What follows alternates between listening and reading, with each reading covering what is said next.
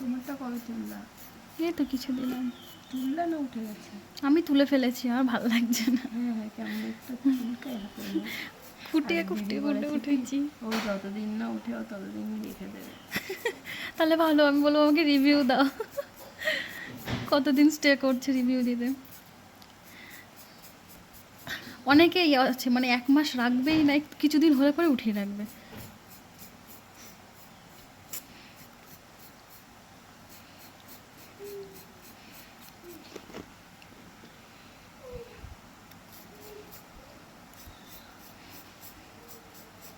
তোমার আগের নেলসটার সেটা এখনো ওঠেনি।